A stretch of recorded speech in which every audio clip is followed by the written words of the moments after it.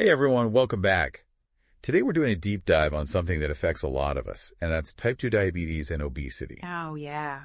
And get this, we have some fascinating insights from Dr. Lev Nemotin about how exercise can actually supercharge your medication's effectiveness. Exactly. So it's like we're talking about turning up the volume on your treatment plan. That's a great way to put it. Yeah, so let's jump right in. Yeah. I think what's interesting is that type 2 diabetes and obesity are often linked, right? They are, yeah. They share a lot of those risk factors like diet, genetics, and inactivity. Absolutely. Like you could almost think of them as two sides of the same coin. Yeah, you could. You could. Okay, so let's break this connection down for our listener who might be new to all this. Okay. How would you describe what causes each of these conditions? Well, you could imagine your body's cells as houses. Okay. And glucose, which is the sugar from food, as the delivery person. Okay. Now, insulin, you can think of that as the key that unlocks the doors to let the glucose in. But in type 2 diabetes, those locks get rusty, and the key doesn't work so well anymore. Okay. That's what we call insulin resistance. Okay. And things like a diet high in sugar, refined carbs, carrying that extra weight, family history, even just not moving around enough, these can all make those locks even rustier. That's a really interesting analogy. I like that. Thanks. So it's like the glucose is stuck outside and the cells are starving for energy. Yeah. Even though there's plenty to go around. Exactly. What about obesity then? What leads to that? Obesity is a bit more complex. Yeah. It's like a puzzle. There's a lot of pieces. Okay. Our genes, they play a role, right? Yeah. In how our bodies store fat and how we burn calories. Mm-hmm. Then, of course, there's the food environment. We're surrounded by it. Yeah. Those supersized portions and processed foods. All the time. And if we aren't moving enough, well, those extra calories get stored as fat. Yeah, it seems like kind of a catch-22. It is. So, obesity makes it harder for insulin to do its job. But then having diabetes can actually lead to weight gain. You're absolutely right. So it creates this vicious cycle. It does, yeah. It could be hard to break out of. Mm-hmm. Okay, so that's why it's important to tackle both of these conditions simultaneously. Exactly. And that's where exercise comes in. Yes. Okay, so let's talk about exercise. Okay. You're saying it's not just about fitting into those genes. No. It's actually like a key player in managing both of these conditions. That's right. So what makes exercise so powerful in this case? Well, think of exercise as a kind of lubricant for those rusty locks we talked about. Okay, so it's like helping those keys work better. Exactly. When you exercise, it helps your muscles actually use that glucose more efficiently. Okay. Which then improves that insulin sensitivity. Oh, wow. So that means your body can regulate the blood sugar levels better. Right. Regardless of whether you already have type 2 diabetes or just trying to prevent it. So it's helpful, no matter where you are. Yeah, with this. Exactly. So it's like exercise is giving insulin this helping hand. It is, yeah. What else does exercise do? Does it have an impact on weight management too? Oh, absolutely. Yeah. Exercise is like a superhero with multiple talents. Okay. It burns calories, which can help maintain or even lose weight, and it preserves that valuable muscle mass, which is essential for that healthy metabolism. Right. And it also tackles visceral fat, which is the kind that wraps around your organs, and that's linked to increased health risks. Right. And we can't forget it improves your cardiovascular health, which is so important for overall well-being. So it really is this amazing sidekick tackling both type 2 diabetes and obesity head on. It is, yeah. Now, we know that medication is often part of the treatment plan for these conditions. Right. How does exercise then fit into the picture when someone is already on medication? Okay. Well, that's where things get really interesting. Okay. See, exercise doesn't just work alongside the medication. Right. It can actually make those medications work even better. Oh, wow. It's almost like they're teaming up. Okay. To get the job done. So it's like they're working together, complementing each other. Exactly. And that's what we call synergy. Synergy. Yeah. So they're like this dynamic duo. Exactly. Each enhancing the other's strengths. Yeah. That's exciting. It is. Can you give us an example of this synergy in action? Sure. Let's take metformin. Okay. That's a commonly prescribed medication. Right. For type 2. For type 2 diabetes, yeah.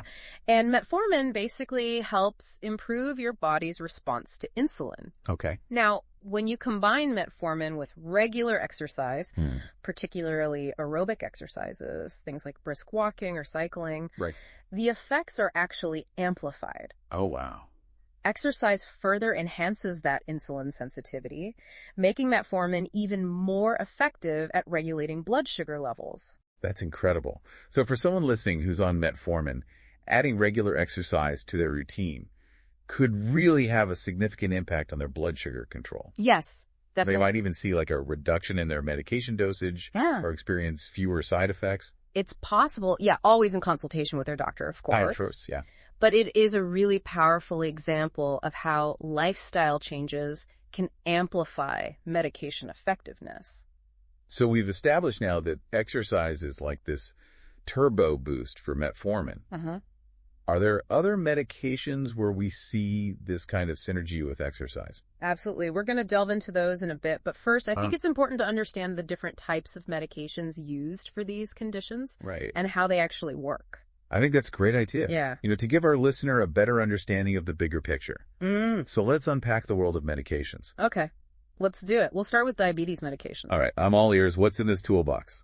Well, first we have metformin, which we just talked about. Right. Often the first line of defense, it works by improving insulin sensitivity and reducing glucose production in the liver. Okay, that makes sense. Yeah. And then we also have GLP-1 receptor agonists, medications like liraglutide and semaglutide. Okay. These are interesting because they not only stimulate insulin release when your blood sugar's high, but they also slow down digestion and make you feel fuller, so it's a double win. It's like a 2-for-1 deal. Exactly. That's fantastic for someone who is dealing with both, blood sugar and weight management. Absolutely, yeah. Are there other medications that work in different ways? There are, yeah. There are SGLT2 inhibitors. Okay. Like empagliflozin, and these work by helping your kidneys remove excess glucose through your urine. Okay. And then we have sulfonylureas, which increase insulin secretion from the pancreas. Okay. And finally, we have DPP4 inhibitors, which actually extend the action of natural gut hormones that help regulate blood sugar. Wow, that's quite a variety of medications. It sounds like, exercise can really play a role in enhancing their effectiveness. Yeah. Because it's all about supporting the body's natural processes, right? It is. It's about working with your body and not against it. I like that. Now, before we get too deep into, specific medication pairings with exercise, which we'll do, let's shift gears for a moment. Okay. And talk about medications for obesity. All right. So we're switching lanes. Yes. To see what's happening in the obesity medication world. Yeah. Okay. So just like with diabetes medications, there are different types, each with its own unique mechanism of action. Okay. Some focus on suppressing appetite, while others work by blocking the absorption of fat. Okay. So let's dive into some examples. Okay. What are some common medications used for obesity? Well, one you might have heard of is orlistat, sold under brand names like Xenical and Ally. Okay. Orlistat actually blocks an enzyme in your gut that's responsible for digesting fat, meaning you absorb fewer calories from the fatty foods you eat. So it's like putting a barrier up against those fat calories. It is, yeah. Okay. Are there other medications that work by reducing appetite? Yeah, we have liraglutide, also known as Saxenda.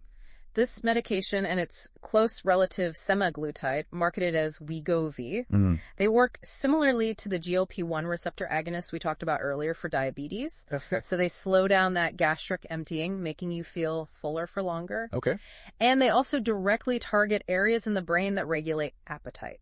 So it's a two-pronged attack on those hunger pangs. Exactly. That sounds very effective. It is, yeah. Are there other medications that target appetite in a different way? Yeah, there are combination medications like phentermine topiramate or Qsymia, and then we have naltrexone bupropion, known as Contrave. Okay. They work by influencing different pathways in the brain that are related to reward, cravings, and mood, so helping to reduce appetite and promote weight loss. Okay, so we have this wide range of medications for both type 2 diabetes and obesity. They do. And we know exercise has the potential to amplify their effectiveness. It does. But with all these different medications, how can our listener know which type of exercise would work best for them? That's a great question. It feels a bit like trying to match puzzle pieces. Yeah, it is. Finding the right match is crucial. Right. And it's something we'll definitely explore in more detail. But before we do, I want to introduce you to something really interesting that Dr. Nemotin highlighted in his presentation. Okay. A tool called IsoTone. IsoTone. Yeah. Intriguing. What is it? It's a portable resistance tool that can be integrated into exercise routines for both conditions. Okay. And the beauty of IsoTone is that it offers this personalized and scalable approach to exercise. Okay.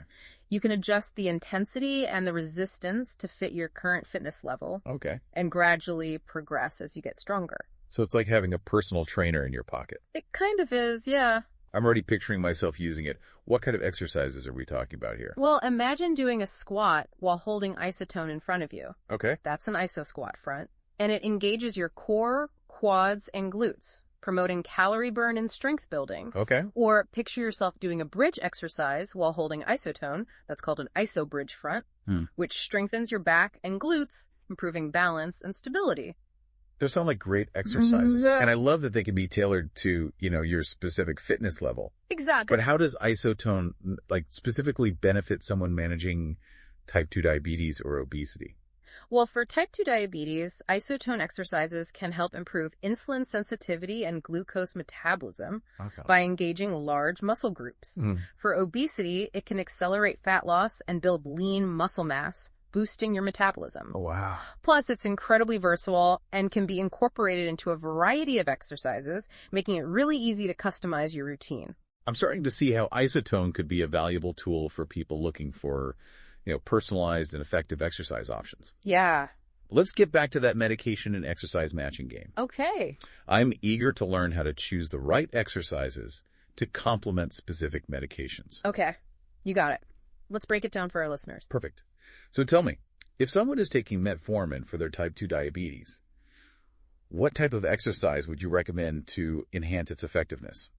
Well, for metformin, aerobic exercises are a fantastic match. Okay. Think brisk walking, jogging, cycling, even dancing. Yeah. Anything that gets your heart rate up and improves that cardiovascular health. It makes sense. Yeah. Aerobic exercise is helping your body use insulin more efficiently, which complements metformin's mechanism of action. Exactly. What about those GLP-1 receptor agonists like liraglutide and semaglutide, which also have benefits for weight management? Right, since those medications already target appetite and promote fullness. Right. Pairing them with moderate intensity exercises, like swimming, dancing, or even gardening, can be a winning combination. I love that you mentioned gardening. Yeah. Such a gentle way to move your body while enjoying the outdoors. It is. So for those listening who are on liraglutide or semaglutide, don't underestimate the power of those gardening sessions. Absolutely not. No. Now, what about those SGLT2 inhibitors? What type of exercise would you recommend for someone taking those? Well, remember, SGLT2 inhibitors work by promoting glucose excretion through urine. Right. So combining them with exercises that enhance cardiovascular health. Okay. Like swimming, cycling, or brisk walking, Yeah. can further enhance their positive effects on blood sugar regulation and reduce the risk of heart complications. Seems like aerobic exercise is a pretty safe bet for most diabetes medications. Yeah, I think you're right. Aerobic exercise is a great foundation for many. Yeah. But let's talk about those obesity medications. Okay, let's get specific. What about orlistat, the medication that blocks fat absorption? What type of exercise would be a good match for someone taking orlistat? Well, since orlistat targets fat absorption, it makes sense to pair it with exercises that really crank up that fat burning process. Okay. High-intensity interval training or HIIT. Oh, ET. Can be a great option here. HIIT, that sounds intense. I think our listener might need a little more information about what that entails. Okay, so HIIT involves short bursts of intense exercise alternated with brief recovery periods. Okay. It's a very effective way to boost your metabolism and torch calories. Okay. Think of it as alternating between sprinting and jogging for short intervals. Okay, so it's like short bursts, then you recover, short bursts, you recover. Exactly. I can see why that would be a powerful combination with orlistat. Yeah. It's like a double whammy against those stubborn fat cells. It is. What about liraglutide and semaglutide, the medications that focus on appetite suppression? What exercises would complement those? Well, remember, those medications already help manage appetite. Right, they're taking the edge off those hunger pangs. Exactly. So the key here is to choose exercises that help manage stress and emotional eating. Okay. Which can sometimes sabotage weight loss efforts. Yeah, that makes sense. So think about activities that promote relaxation and mindfulness. Okay. Such as yoga, Pilates, Tai Chi, or even a leisurely walk in nature. I like that. Yeah. It's about finding that mind-body connection. It is. And supporting a holistic approach to weight management. Yeah. Now, what about glycemia and contrave? the combination medications that target both appetite suppression and cravings. Right. So for those medications, exercises that release endorphins and improve mood can be particularly beneficial. Oh, okay. Think dancing, hiking, or even just listening to your favorite music while you move. Yeah. It's about finding activities that make you feel good, both physically and mentally. It seems like we've come full circle. We started by talking about the importance of finding the right match between medication and exercise. We did, yeah. And now we've explored this whole range of possibilities. We have. So the key takeaway for our listener is that personalization is key. Absolutely. There's no one-size-fits-all approach. Nope. The best exercise routine for you will depend on your individual needs and preferences and the specific medications you're taking. Exactly. So it's all about working with your healthcare team to find that perfect combination that works for you. It is, yeah. This has been an incredibly insightful deep dive. Oh, good. I feel like we've equipped our listener with a wealth of knowledge about how exercise can truly transform their treatment plan for type 2 diabetes and obesity. I hope so. And I'm excited to continue this discussion in our next part, where we'll delve deeper into specific exercise recommendations and strategies for maximizing those benefits. Sounds great. I'm looking forward to it. So until then, stay tuned and we'll see you soon. See you then. It really is, yeah. And, it highlights how important it is to work closely with your doctor to find the right medication for your situation. Absolutely. It's not one size fits all. Yep. But back to this idea of synergy. Okay. Are there any other diabetes medications where we see this amazing teamwork with exercise? Oh, there are definitely more. Okay. Let's take those GLP-1 receptor agonists we talked about, like liraglutide and semaglutide. Right. Remember, those not only help your body release the right amount of insulin, right, but they also make you feel fuller. Right. So they're kind of like a 2-for-1 deal. Yeah, they are. Helping manage both blood sugar and weight. Exactly. And studies have shown that when you combine these medications with regular physical activity, you see even better improvements in blood sugar control and weight management. Oh, wow. Like exercise helps those medications work even more effectively. So for someone listening who's taking one of these GLP-1 medications, would you recommend a specific type of exercise to maximize that synergy? Well, it's all about, finding what works for you and what you enjoy. Right. But moderate intensity activities like brisk walking, swimming, or dancing are often great options. The key is to get your heart rate up and challenge yourself a bit without overdoing it. Right. It's about finding that sweet spot. Yeah. You're pushing yourself just enough to get the benefits. Exactly. But not getting discouraged or injured. Right. Okay, what about those SGLT2 inhibitors we touched on? Oh, how does exercise play into their effectiveness? So those are the ones that help your kidneys get rid of extra sugar through your urine. You got it. Well, what's interesting is that when you combine SGLT2 inhibitors with exercise, you not only see improvements in blood sugar control, but you also get a boost in heart health. Wait, so it's like a bonus benefit for your heart? It is, yeah. Tell me more about that. Well, studies have shown that this combination can actually reduce the risk of cardiovascular events like heart attacks or strokes. Wow. It's like adding an extra layer of protection. That's incredible. So for our listener who might be on an SGLT2 inhibitor, incorporating regular exercise could be a game changer for both their blood sugar and heart health. Yeah, it really could. It's like hitting two birds with one stone. Exactly. It's all about finding those win-win scenarios where lifestyle changes can complement and amplify the effects of medication. This is so fascinating. We've talked about how exercise can team up with various diabetes medications. Yeah. But before we move on, are there any other diabetes medications where this synergy with exercise comes into play? Well, there are a couple more like sulfonylureas and DPP-4 inhibitors. Okay. They work a bit differently, but the bottom line is that exercise can still enhance their effectiveness by improving insulin sensitivity and helping your body utilize glucose more efficiently. Right. It's a common theme we see across the board. It's like exercise is this universal key that unlocks the full potential of many diabetes medications. Yeah, it is. Now, I'm curious to switch gears and talk about obesity medications. Okay. We know there's a whole arsenal of medications out there, each with its own unique approach to weight management. Right. And just like with diabetes medications, exercise can play a crucial role in boosting their effectiveness. Absolutely. Okay, so let's dive into some specifics. Okay. We talked about orlistat earlier, the medication that blocks fat absorption. Right. How does exercise factor into the equation for someone taking orlistat? Well, if you think about it, orlistat's already doing some of the heavy lifting by preventing those fat calories from being absorbed. Correct. But when you add exercise to the mix, Yeah. it's like creating this powerful 1-2 punch. Sounds like maximizing the fat-fighting power. It is, yeah. What type of exercise would you recommend for someone taking orlistat?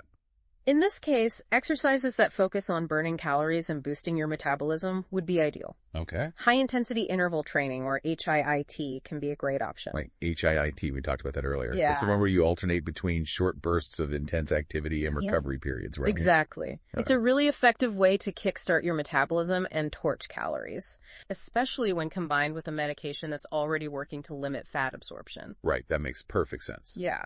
So for those listening who are taking orlistat, Mm-hmm. adding some HIIT workouts into their routine could really accelerate their progress. It could. Okay, what about those GLP-1 receptor agonists that are used for both diabetes and obesity, like liraglutide and semaglutide? Okay. How does exercise impact their effectiveness in the context of weight management? Well, these medications are already working to suppress appetite and make you feel fuller. Right. It's like they're taking the edge off those hunger pangs. Exactly. So in this case, the type of exercise you choose becomes even more important. Okay. It's not just about burning calories. Okay. It's about supporting the mental and emotional aspects of weight management. Oh, I see. Yeah. So what kind of exercises would you recommend to complement these medications? Think about activities that help manage stress and emotional eating, Okay. which can often derail weight loss efforts. Right. Activities like yoga, Pilates, Mm-hmm. Tai Chi, or even just a leisurely walk in nature can be incredibly beneficial. I love that. Yeah, It's all about finding those activities that nourish both your body and mind, exactly. creating a sense of well-being that supports healthy habits. Yeah. What about those combination medications we discussed, Qsymia and Contrave? Yeah. How does exercise fit into their approach? So those are the ones that target both appetite and cravings. Yeah, they're like a double duty team. Well, in these cases, exercises that release endorphins and boost mood can be a fantastic complement. Okay. Think about activities that make you feel good, both physically and mentally. Mm-hmm. Dancing, hiking, or even just listening to your favorite music while you move can make a world of difference. It's like tuning your workout into a mood-boosting experience. It is. I love that. And when you feel good, you're more likely to stick with your exercise routine, Right. which ultimately leads to better results. That makes perfect sense. This has been such a fascinating exploration of how exercise can truly enhance the effectiveness of various medications for both type 2 diabetes and obesity. It has. It's like we've uncovered a hidden superpower within exercise. It really is, and it highlights how important it is for you to work closely with your healthcare provider to find the exercise routine that's right for you. Absolutely. There's no one-size-fits-all approach. Nope. But before we wrap up this discussion on exercise, Okay. there's one thing I'm curious about. Okay. Dr. Namotan mentioned a tool called IsoTone in his presentation. Yes. Can you tell our listener a bit more about what that is and how it fits into this whole picture? It is, yeah. It's a portable resistance tool, and you can integrate it into a variety of exercises. Okay, so it's like having this little mini gym you can take anywhere. Yeah, you could say that. What makes IsoTone so special? Is it just like another piece of workout equipment? Not exactly. What's unique is that it focuses on something called isometric exercise. Isometric exercise. Yeah, it's a type of strength training where you're holding a static position, engaging your muscles without actually moving your joints. Okay, I'm trying to visualize this. So instead of like lifting weights up and down, Right. you're holding them steady in a specific position. Exactly. Like imagine doing a wall sit Oh, but where you're holding that squat position against a wall. yeah. That's an example of an isometric exercise. And IsoTone allows you to perform these types of exercises with varying levels of resistance. Oh, So it makes it suitable for people of all different fitness levels. I see. So how does this IsoTone tool benefit someone with type 2 diabetes or obesity? Well, studies have shown that isometric exercise can be really effective at improving insulin sensitivity, Okay. which is super important for managing blood sugar levels. Mhm. It can also help build strength and endurance, Okay. which are important for overall health and weight management. Right. So it's like IsoTone is giving you another tool in your toolbox Yeah, exactly. to tackle these conditions. Can you give our listener a few examples of exercises they could do with IsoTone? Sure, you can use IsoTone for a variety of exercises targeting different muscle groups. Okay. Like, for example, you could do an iso squat, An iso squat. where you hold a squat position with IsoTone pressed against your thighs. Okay. And that engages your quads, your glutes, your core muscles, Yeah. promoting calorie burning and strength building. Okay. That sounds like a great way to really challenge those leg muscles. It is. Any other examples? Yeah, absolutely. You can use IsoTone for upper body exercises, like an iso chest press, Okay. where you press IsoTone outwards from your chest, engaging your pecs, triceps, and shoulders. Okay. And there are even exercises that target your back and core, Oh, wow. like the iso plank, where you hold a plank position with IsoTone pressed against your forearms. IsoTone seems incredibly versatile. It is. It's like having a whole gym condensed into this portable tool. Yeah, you could say that. I'm definitely intrigued. Good. But let's bring it all back to our main topic here. Okay. We've covered a lot of ground today, from understanding the connection between type 2 diabetes and obesity to exploring this synergy between medication and exercise. Yeah. And I think the key takeaway for our listener Yeah. is that they have more power than they realize to take control of their health. That's right. It's not about surrendering to these conditions. No. It's about becoming an active participant in your own treatment plan. Exactly. Taking ownership of your well-being and finding what works for you. Yeah.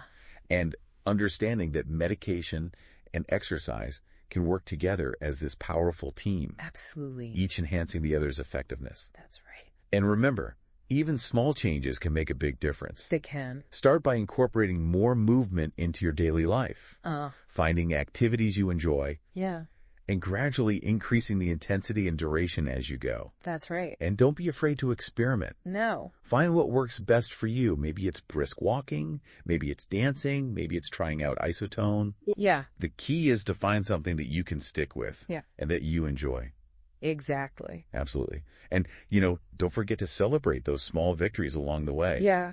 That's important. Every step you take, every healthy choice you make, Yeah. it's a step in the right direction. It is. And remember, you don't have to do this alone. No, you don't. Reach out to your healthcare team, find support groups, connect with friends and family. That's right. Who can cheer you on. There's strength in numbers. Absolutely. Surrounding yourself with a supportive community can make all the difference. Yeah, I agree. So well said. And with that, I think we've covered a lot of ground today. We have. I hope our listener is feeling empowered and inspired to take charge of their health. I hope so too. And unlock that incredible potential within them. Yeah. This has been a truly informative and inspiring deep dive. Oh, good. I'm so grateful to have had you here to share your expertise. Well, thank you for having me. Until next time, stay curious, stay informed, and keep moving forward on your journey to better health. Awesome. Thanks for listening, everyone.